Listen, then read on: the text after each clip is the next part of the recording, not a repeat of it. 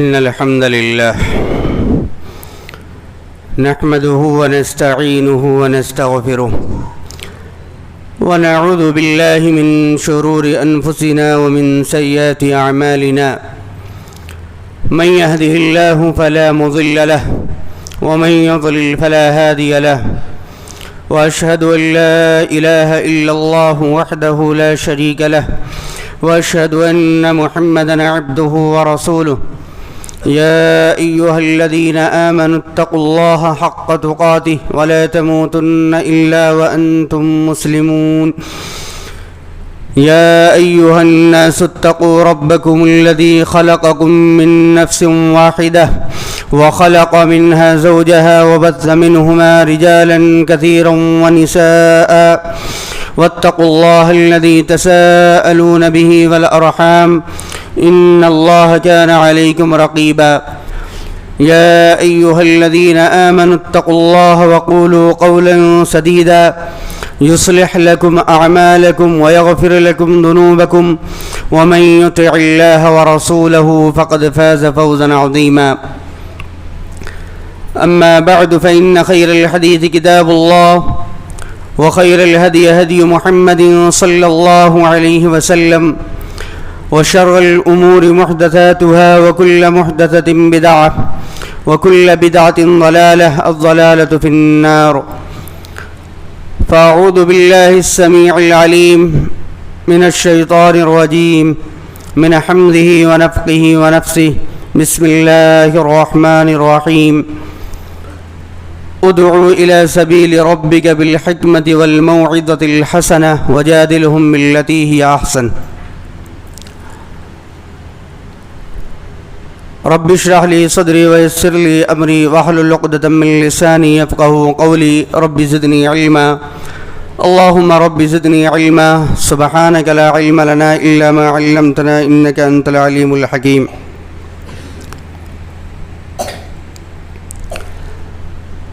اللهم صل على محمد وعلى آل محمد كما صليت على إبراهيم وعلى آل إبراهيم إنك حميد مجيد اللهم بارك على محمد وعلى آل محمد كما باركت على إبراهيم وعلى آل إبراهيم إنك حميد مجيد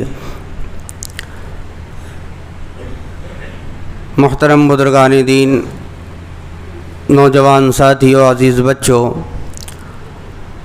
پردہ نشین خواتین اسلام، میں نے سورہ نحل سورہ نمبر 16 کی آیت نمبر 125 پڑھی ہے۔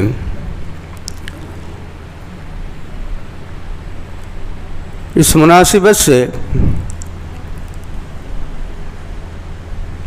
گزشتہ ہفتے غلو فی الدین کے تعلق سے چند باتیں قرآن و حدیث کی روشنی میں اللہ کی توفیق سے ہمارے سامنے آئی تھی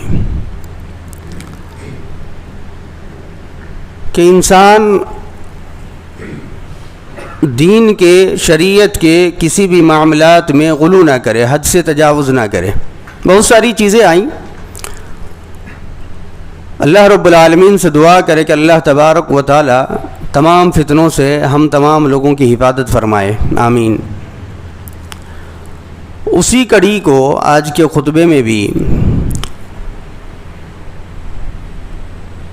چند چیزیں اور اللہ رب العالمین کی توفیق سے آپ کے سامنے رکھنے کی کوشش کرتا ہوں، اس دعا کے ساتھ کہ اللہ تبارک و تعالی ان تمام فتنوں سے سب سے پہلے کہنے والے کو اور اس کے بعد ہم تمام لوگوں کو اللہ رب العالمین ان تمام فتنوں سے بچائے، اپنے حفظ و امان میں رکھے، آمین۔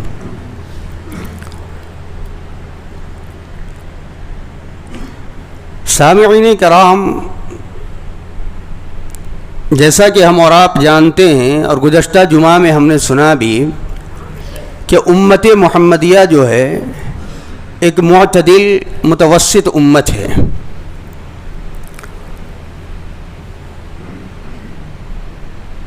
اللہ تبارک و تعالی نے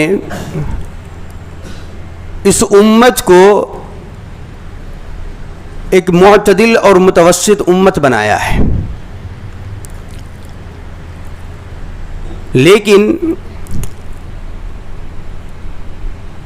گواہ بننے والی یہ امت، نبی صلی اللہ علیہ وسلم کی یہ امت بہت سارے چیزوں میں حد سے تجاوز کرتی ہے، غلو کرتی ہے۔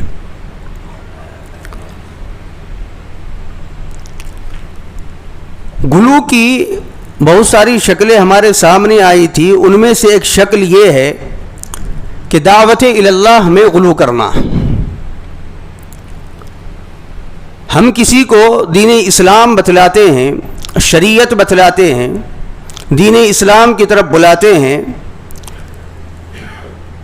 تو ہم اپنے اسلام کو، شریعت کو بتلانے میں بہت ساری چیزوں میں غلو کر جاتے ہیں،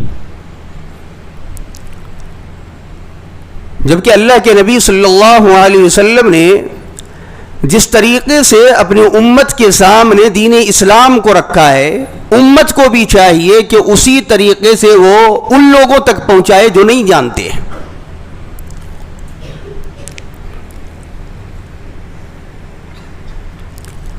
دعوت و تبلیغ، میدان دعوت میں جو حضرات کام کرتے ہیں اور دعوت و تبلیغ، تبلیغ دین اور وعظ و نصیحت کا فریضہ سر انجام دیتے ہیں، ان میں سے بعض لوگ اپنی دعوت میں آپ کو نظر آئیں گے کہ غلو کرتے ہیں، خواہ مخواہ دین میں سختی کر کے لوگوں کو نفرت دلاتے ہیں، جبکہ اللہ تبارک و تعالیٰ نے قرآن حکیم کے اندر فرمایا ادعو الی سبیل ربک بالحکمہ والموعظۃ الحسنہ۔ نبی صلی اللہ علیہ وسلم کو اللہ تبارک و تعالیٰ نے مخاطب کیا کہ اے نبی صلی اللہ علیہ وسلم، آپ اپنے رب کی راہ کی طرف حکمت اور اچھی نصیحت کے ساتھ دعوت دیجیے، وجادلہم باللتی ہی احسن، اور ان کے ساتھ بحث و تکرار میں سب سے عمدہ اسلوب اختیار کیجیے۔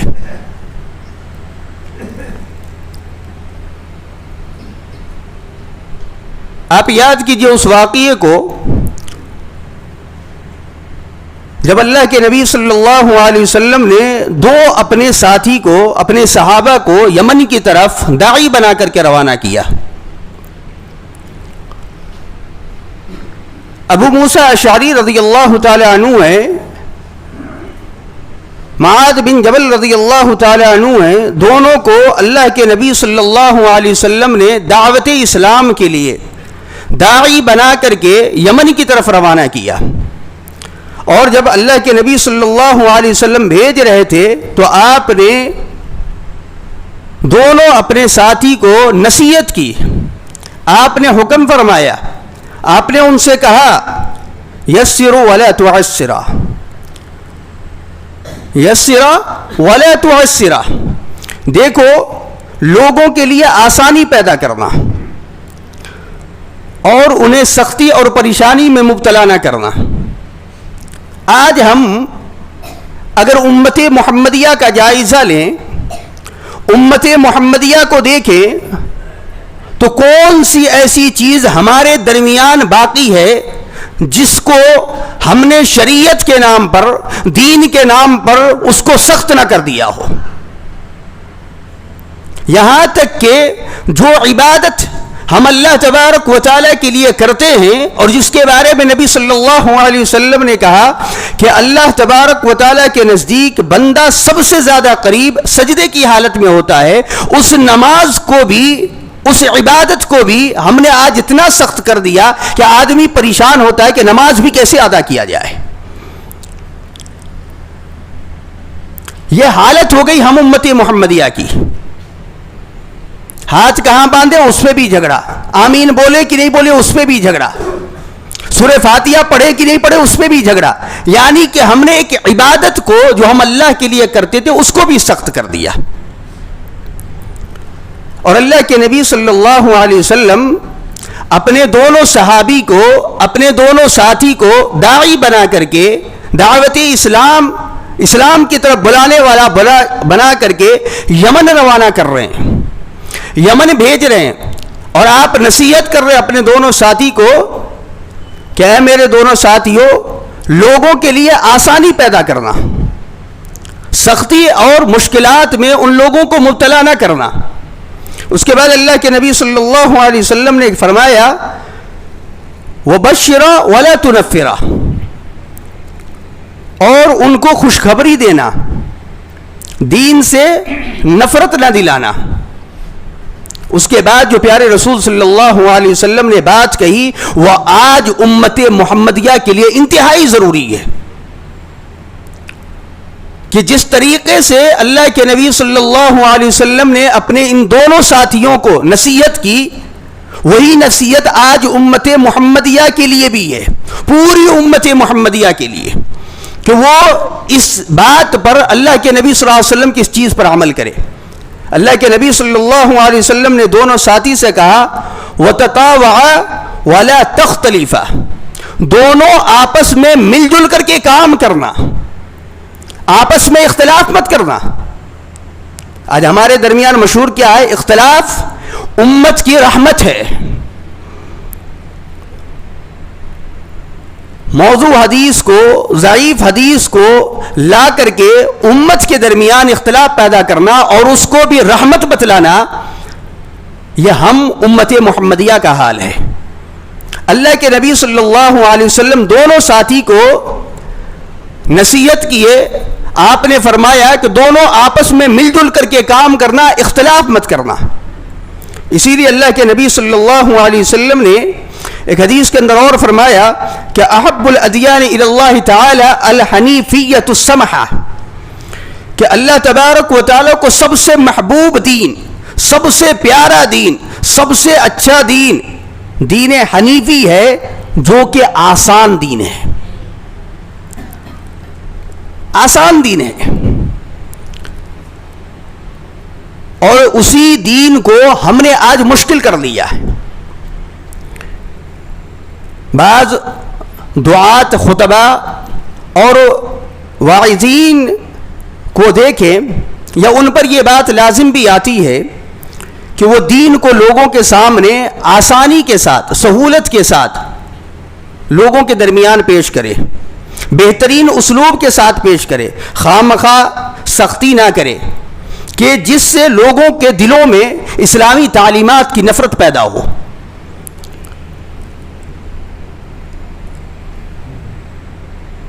بعض لوگوں کو آپ دیکھتے ہوں گے اپنے بھائی پر کفر کا بھی فتویٰ لگا دیتے ہیں، یہ بھی غلو کی ایک شکل ہے۔ بہت ساری چیزیں ہیں اس کے اندر۔ ایک چیز تو یہ ہے کہ انسان آپس میں ایک دوسرے پر فتویٰ لگاتا ہے کفر کی۔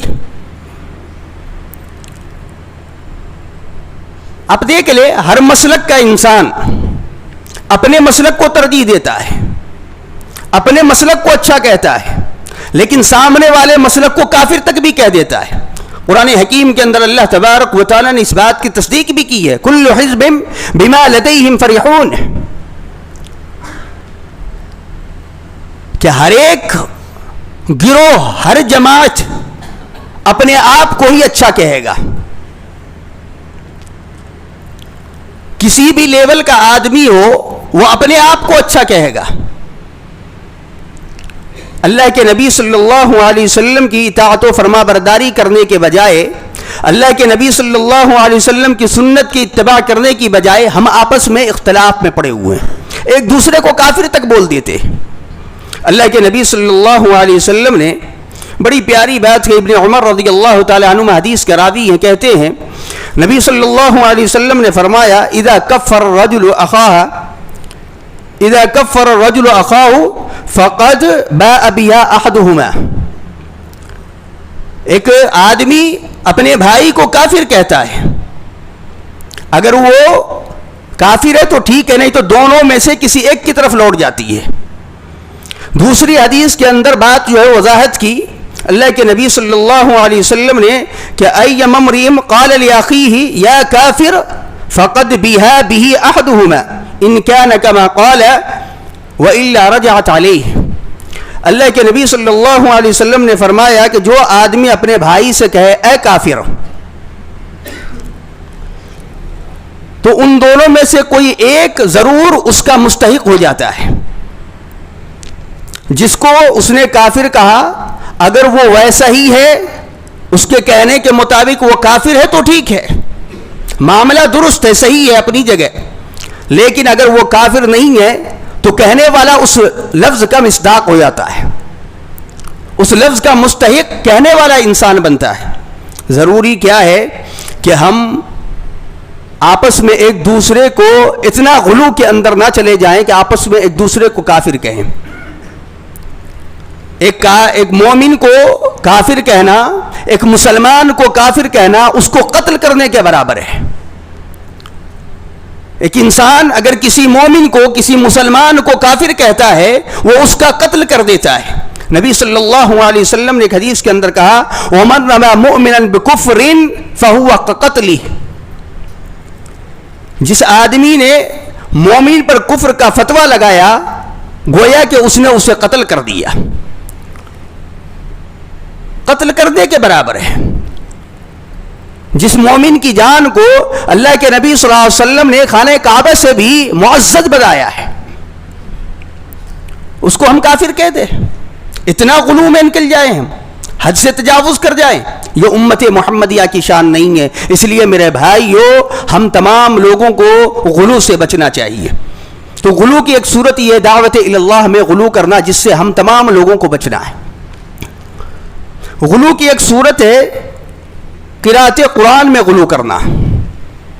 اللہ تبارک و تعالیٰ کا قرآن کریم اللہ تبارک و تعالیٰ کا کلام ہے، اور اسے اسی طرح پڑھنا ضروری ہے جیسا کہ اللہ تبارک و تعالیٰ نے نازل فرمایا، اور اس کا تلفظ، اس کی ادائیگی ویسے ہی ہونی چاہیے جیسا کہ تجوید قرآن کے اصول و قواعد کی روشنی میں اس کی حدود مقرر کر دی گئی ہے۔ بالکل انسان اسی طریقے سے اس کو پڑھنے کی کوشش کرے، لیکن اسے کیا کہیے، بعض قرائے کرام قرات میں بہت غلو کرتے ہیں، گلا پھاڑ پھاڑ کر کے پڑھتے ہیں، بڑی اچھی آواز نکال کے بھی پڑھتے ہیں۔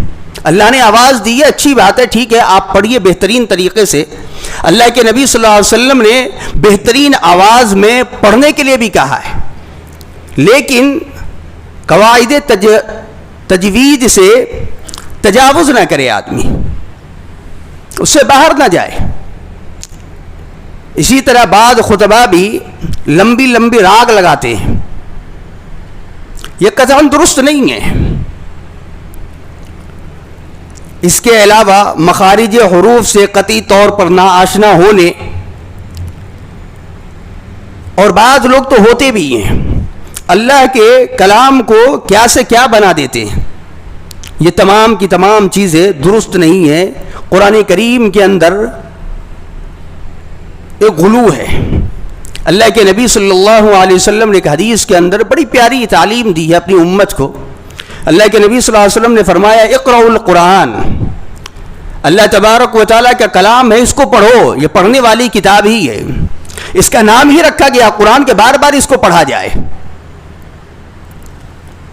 اقرؤوا القرآن، پڑھو قرآن کریم کو، اللہ تبارک و تعالیٰ نے کلام ہی دیا پڑھنے کے لیے۔ وَلَقَدْ يَسَّرْنَا الْقُرْآنَ لِلذِّكْرِ فَهَلْ مِن مُدَّكِرٍ، پڑھو اور اس کو سمجھ جاؤ۔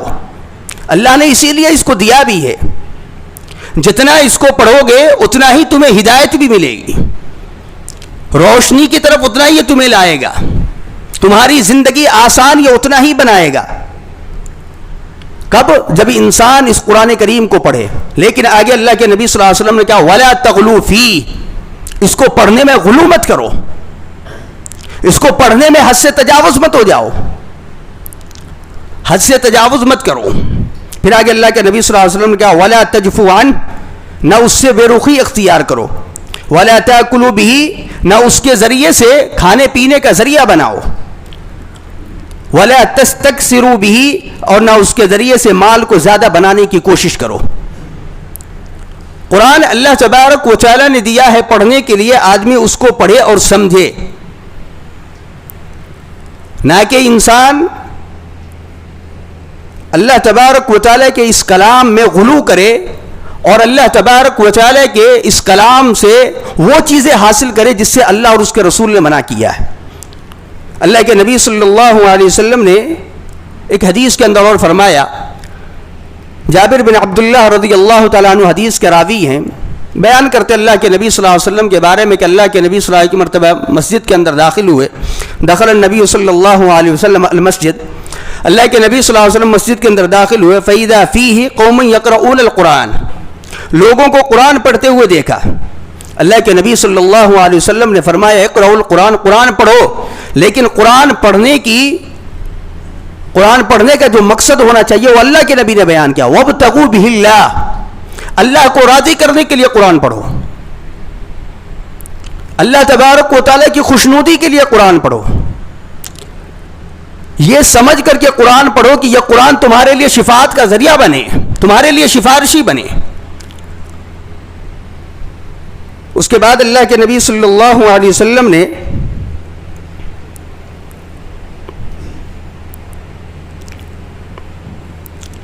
فرمایا من قبل ان یاتی قوم یقیمون اقامۃ قدہ یتعجلونہ ویتعجلونہ, اگر ایسا نہیں کرو گے تو دیکھو اس سے پہلے ایسے لوگ آ جائیں گے جو اسے قرأت قرآن کو ایسا سیدھا کریں گے جیسے تیر سیدھا کیا جاتا ہے, یعنی وہ جیسا چاہیں گے منمانی اس طریقے سے قرآن کریم کو پڑھیں گے, اور اس کا معاوضہ بھی بہت جلدی لینا چاہیں گے کہ جلدی سے جلدی اس کا معاوضہ بھی مل جائے, اور آخرت کے لیے اس کا ذخیرہ نہیں کریں گے.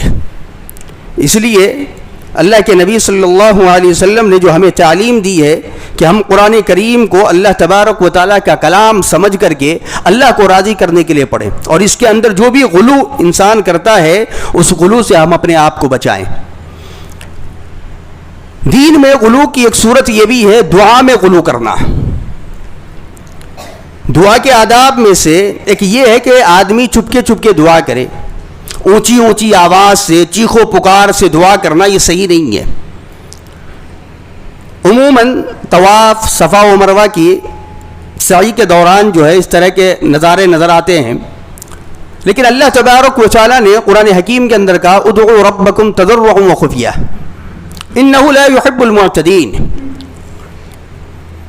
تم اپنے رب کو عاجزی کے ساتھ اور چپکے پکارو, کیونکہ وہ حد سے تجاوز کرنے والے کو پسند نہیں کرتا ہے. دعا میں غلو کی ایک صورت تو یہ ہے کہ دعا کرنے والا دوران دعا اپنی آواز میں حد سے تجاوز کرے, اونچی آواز میں دعا کرے, اور ایسا کرنا ہرگز جائز نہیں ہے. ابو موسیٰ اشعری رضی اللہ تعالی عنہ بیان کرتے ہیں کہ ہم نبی کریم صلی اللہ علیہ وسلم کے ساتھ تھے, جب کسی وادی کے قریب پہنچتے تو اونچی آواز کے ساتھ لا الہ الا اللہ اور اللہ اکبر کہنا شروع کر دیتے. اونچی آواز میں کہتے, لا الہ الا اللہ کا ورد کرتے, اللہ اکبر کہتے, کوئی گالی نہیں بولا کر رہے تھے, اچھی چیز کہہ رہے تھے, وہ کلمہ ہم ادا کر رہے تھے جو اللہ کو بہت زیادہ پسند ہے.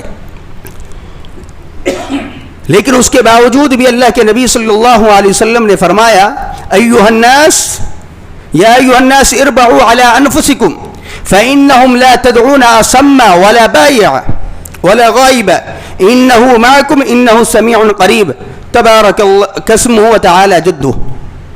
اللہ کے نبی صلی اللہ علیہ وسلم نے فرمایا اے لوگو تم اپنے اوپر ترس کھاؤ, کیونکہ تم کسی بہرے اور غائب کو نہیں پکار رہے ہو, وہ تو تمہارے ساتھ ہے, وہ یقیناً بہت سننے والا اور بہت زیادہ قریب ہے, اس کا نام بابرکت اور اس کی بزرگی بہت بلند ہے. ایک صورت تو یہ ہے, اس سے ہم تمام لوگوں کو بچنا چاہیے. آدمی چپکے اللہ تبارک و تعالیٰ کو پکارے.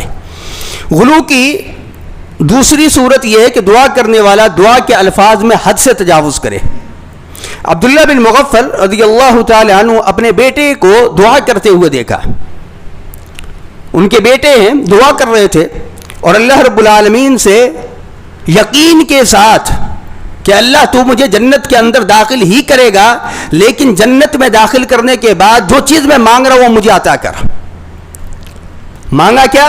اللہم انی اسألک القصر الابید عن یمین الجنہ اذا دخلتها، اے اللہ رب العالمین جب تو مجھے جنت میں داخل کر دے، یا میں جنت میں جب داخل ہو جاؤں تو اے اللہ رب العالمین مجھے دائیں طرف سفید محل نصیب فرما۔ باپ نے سنا بیٹا دعا کر رہا ہے، اچھی بات ہے، لیکن جب دیکھا کہ بیٹا دعا میں الفاظ کے اندر تجاوز کر رہا ہے، حد کو پار کر رہا ہے، غلو کر رہا ہے، تو اپنے بیٹے کو بڑے پیارے انداز سے سمجھایا۔ ہمارا بے انداز اور اسلوب یہی ہونا چاہیے۔ اگر ہماری اولاد اگر شرارت کر رہی ہو، کسی چیز میں اگر کوئی غلط کام کر رہے جو ہمارے حساب سے، شریعت کے حساب سے غلط ہو، دین اسلام کے حساب سے غلط ہو، تو ہم اللہ کے نبی صلی اللہ علیہ وسلم کا طریقہ، صحابہ کرام کا طریقہ اپنے سامنے رکھیں اور اسی طریقے سے اپنے اولاد کو سمجھائیں۔ صحابی رسول نے ڈانٹا، مارنا، پیٹنا یہ سب کچھ بھی نہیں کیا، بڑے پیارے انداز میں سمجھایا۔ یا بنیا صلی اللہ الجنت وتعوذ به من النار، اے میرے پیارے بیٹے اللہ تبارک و تعالی سے بس جنت کا سوال کرو اور جہنم سے پناہ طلب کرو، جنت مانگو اور جہنم سے پناہ طلب کرو۔ پھر اس کے بعد باپ نے اپنے بیٹے کو اپنی بات کی تائید پر نبی صلی اللہ علیہ وسلم کے ایک حدیث کو پیش کیا۔ ہمارا انداز یہ ہونا چاہیے کہ ہماری نسلیں اگر بگڑ رہی ہوں تو ہم ان کو سمجھائیں اور سمجھانے کے ساتھ قرآن کی آیت ان کو بتلائیں، نبی صلی اللہ علیہ وسلم کی حدیث ان کو سنائیں کہ اللہ کے نبی صلی اللہ علیہ وسلم کا یہ عمل تھا، اے میرے بیٹے یہ غلط چیز ہے، اس کو مت کر۔ سمجھایا اپنے بیٹے کو۔ دیکھو نبی صلی اللہ علیہ وسلم کو میں نے فرماتے ہوئے سنا ہے، سیکون فی ہذہ الامہ قوم یعتدون فی الطہور والدعاء، کہ میری امت میں عنقریب ایسے لوگ ہوں گے جو طہارت اور دعا میں حد سے تجاوز کریں گے، غلو کریں گے۔ اس لیے اے میرے بیٹے بس اللہ تبارک و تعالیٰ سے جنت کا سوال کرو اور جہنم سے پناہ طلب کرو، تو دعا میں بھی انسان جو ہے غلو نہ کرے۔ غلو کی ایک صورت یہ ہے کہ اجتماعی طور پر ذکر و اذکار کرنا، ذکر و اذکار کی مجلس اجتماعی طور پر لگے ٹھیک ہے، فرشتے بھی نازل ہوتے ہیں، اللہ تبارک و تعالیٰ کی رحمت بھی نازل ہوتی ہے، سکینت بھی نازل ہوتی ہے وہاں جہاں لوگ جمع ہو کر کے اللہ کا ذکر کرتے ہیں، لیکن اس میں ان چیزوں کو اختیار کرنا جو نہ اللہ کے نبی نے اختیار کیا اور نہ صحابہ کرام نے اختیار کیا۔ مثال کے طور پر اجتماعی طور پر لوگ بیٹھ گئے، کچھ کنکڑی لے لی یا کھجور کے گٹھلی لے لیے یا چنا لے لیا یا املی کے گٹھلی لے لیے اور اس کے اوپر جو ہے تکبیر، تحلیل، تسبیح سب کو گننا شروع کر دیا، یہ بھی ذکر و اذکار میں یہ غلو ہے۔ عبداللہ بن مسعود رضی اللہ تعالی عنہ، ابو موسیٰ اشعری رضی اللہ تعالی عنہ حدیث کے راوی ہیں، وہ کہتے ہیں کننا نجلس علی باب عبد اللہ بن مسعود قبل صلاۃ الغداۃ، ہم صبح کی نماز سے قبل عبداللہ بن مسعود رضی اللہ تعالیٰ عنہ کے دروازے پر بیٹھ جاتے تھے، جب وہ باہر نکلتے تو ہم بھی ساتھ میں جاتے۔ بڑی لمبی حدیث ہے، میں مختصر بیان کر رہا ہوں۔ ان کے ساتھ بیٹھ جاتے۔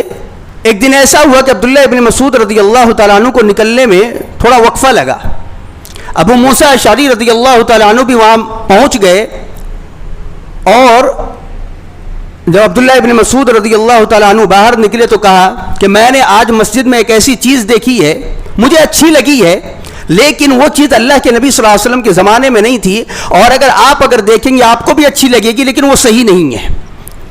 کہا تم نے کیا کیا؟ کہا کہ میں آپ کے فتوے کا انتظار کر رہا ہوں۔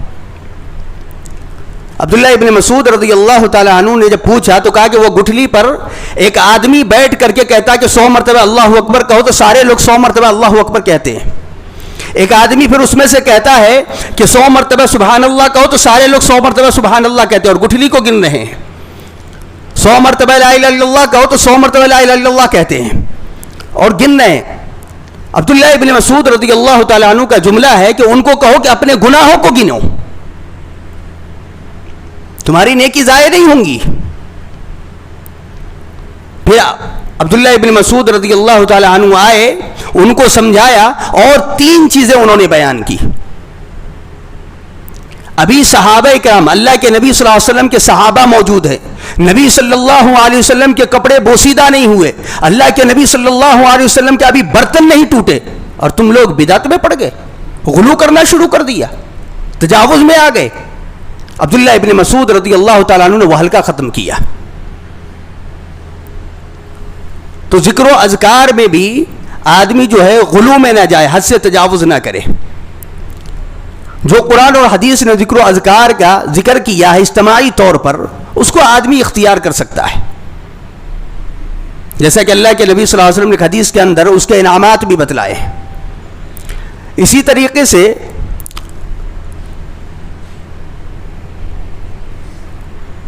غلو کی صورتوں میں سے ایک آخری صورت جو آپ کے سامنے رکھنی ہے وہ یہ ہے بیجا سوالات کے ذریعے دین میں سختی کرنا. آدمی کو کوئی کام نہیں ہوتا ہے تو کسی کو پکڑ کے سوال لے کے بیٹھ جاتا ہے. کسی کو پریشان کرنا ہو تو اس کے سامنے چند سوالات رکھ دو، اب وہ اسی میں الجھا رہے گا، آپ اپنا کام کرتے رہو. ایسا نہیں ہونا چاہیے. بیجا سوالات کر کے دین میں سختی پیدا کرنا اللہ کے نبی صلی اللہ علیہ وسلم نے اس سے منع کیا. بعض مختلف مواقع پر بعض لوگوں کے سوالات کو اللہ کے نبی صلی اللہ علیہ وسلم نے انتہائی ناپسند بھی کیا ہے. اللہ کے نبی صلی اللہ علیہ وسلم نے ایک مرتبہ حج کا ذکر کیا کہ لوگو، اللہ تبارک و تعالیٰ نے تم پر حج فرض کیا ہے، حج کرو. ایھا الناس قد فرض اللہ علیکم الحج فحجوا، اللہ نے حج فرض کیا، حج کرو.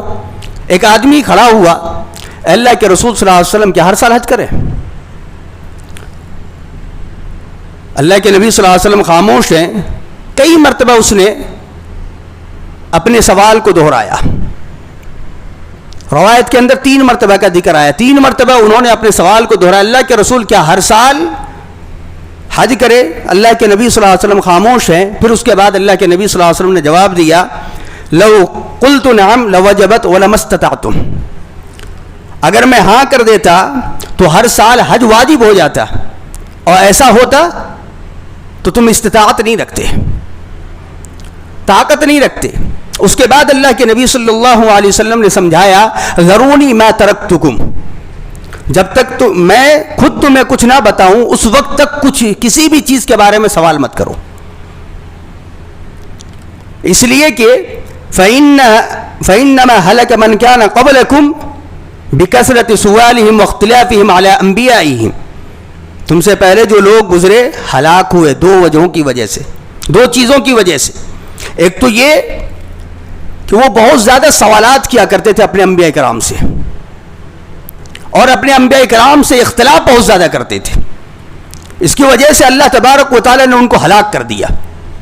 تو بیجا سوالات جو ہے آدمی دین شریعت کے اندر نہ کرے.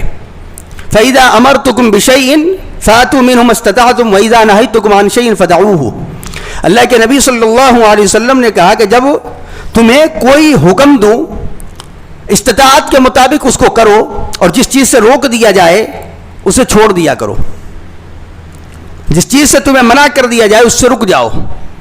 اس لیے کہ مسلمانوں میں سب سے بڑا مجرم وہ انسان ہے جس کی وجہ سے کوئی اچھی چیز، کوئی حلال چیز، کوئی بہترین چیز حرام ہو جائے. ایک اچھی چیز تھی، حلال چیز تھی، اور اس کے سوال کی وجہ سے، بار بار سوال کرنے کی وجہ سے وہ حلال چیز جو حرام ہو گئی. مسلمانوں میں سب سے بڑا مجرم ہے.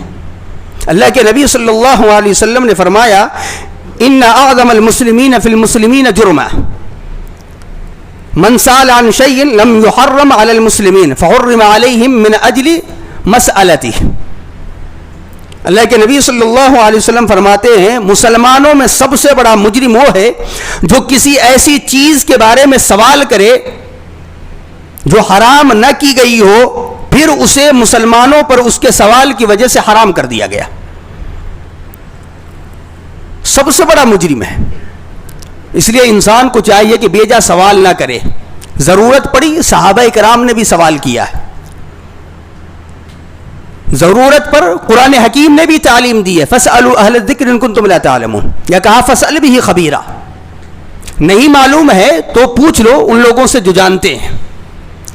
لیکن علم ہو جانے کے بعد پریشان کرنے کے لیے, مصیبت میں ڈالنے کے لیے, ایک دوسرے کو تکلیف میں لانے کے لیے آدمی سوال کرے, دین کو اپنے اوپر سختی کرے, اس سے اللہ کے نبی صلی اللہ علیہ وسلم نے منع کیا ہے. تو معلوم یہ ہوا کہ بہت ساری چیزیں ہیں جو اللہ کے نبی صلی اللہ علیہ وسلم نے ہمیں کرنے سے منع کیا ہے, اس سے ہم بچ کر کے رہیں, اور دعا بھی کرے اللہ رب العالمین کہ اللہ تعالیٰ ہم سب کو ہر قسم کے غلو سے محفوظ رکھے, کیونکہ دین میں غلو کرنے کا انجام بہت برا ہے.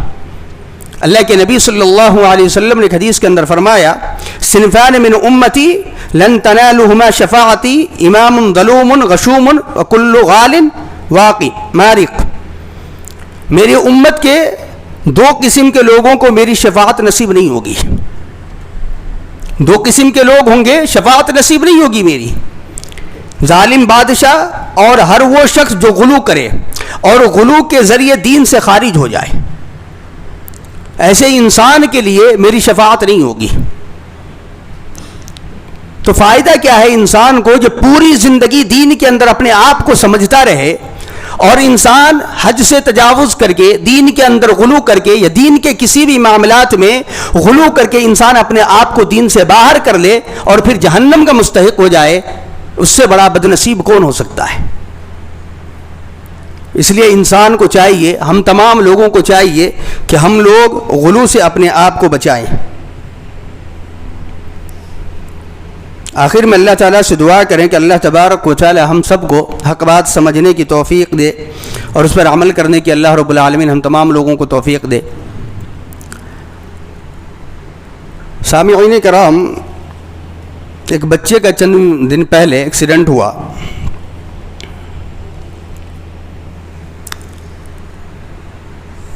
خلیل عبد الرحمن جو ہے ان کے والد کا نام ہے, کوما میں ہے, زندگی اور موت سے لڑ رہا ہے. ان کے والدین نے جو ہے دعا کی درخواست کی ہے, لہذا ہم تمام لوگ جو ہیں ان کے لیے دعا کریں کہ اللہ تعالیٰ ان کو جلد سے جلد شفاء کاملہ عاجلہ عطا فرمائے. اللہ رب العالمین اس کے تمام گناہوں کو معاف فرما کر کے اللہ اس کے بدلے اس کو پھر سے زندگی عطا فرمائے. اللہ رب العالمین جو لوگ گزر گئے ان کی مغفرت فرما. اللہ تبارک و تعالیٰ جو بیمار ہیں ان کو شفاء کلیہ عطا فرما. اللہ رب العالمین جن کے ماں باپ زندہ ہیں, نوجوانوں کو اپنے ماں باپ کی خدمت کرنے کی توفیق عطا فرما. جن کے گزر گئے اپنے ماں باپ کے لیے دعا کرنے کی توفیق عطا فرما. اللہ رب العالمین ہم تمام لوگوں کے گناہوں کو معاف فرما. اللہ ہماری دعاؤں کو قبول فرما, ہماری چھوٹی موٹی ہر سب نیکیوں کو اللہ تو قبول فرما. آمین. بارک اللہ لنا ولکم.